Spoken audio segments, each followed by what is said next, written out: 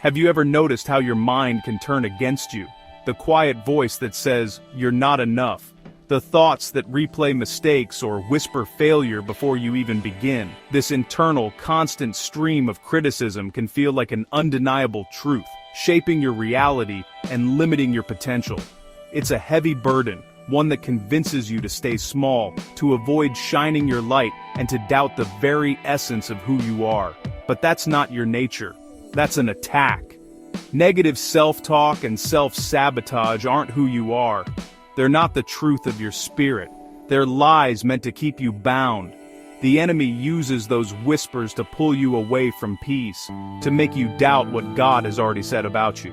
Because from the beginning, God spoke truth over your life. You are fearfully and wonderfully made. You are the only one with your soul and spirit, completely unique, created with purpose and love.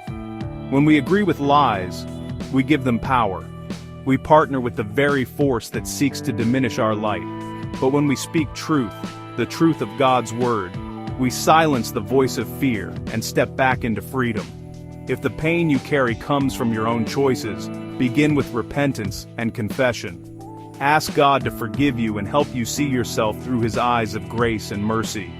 If the pain was caused by others, forgive quickly.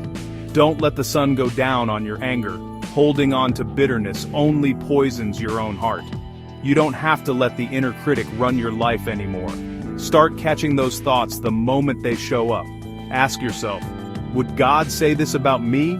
If the answer is no, then reject it. Replace it with what's true. So here's your step.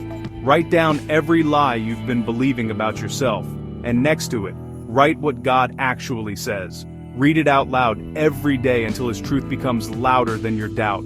Because you are not what the world said, not what your past said, not even what your fear said. You are who God says you are, and that voice, His voice, is the only one worth listening to. Release it to God so it no longer controls your heart. Finally, pray. Pray for strength, for clarity, and for a peace that surpasses all understanding.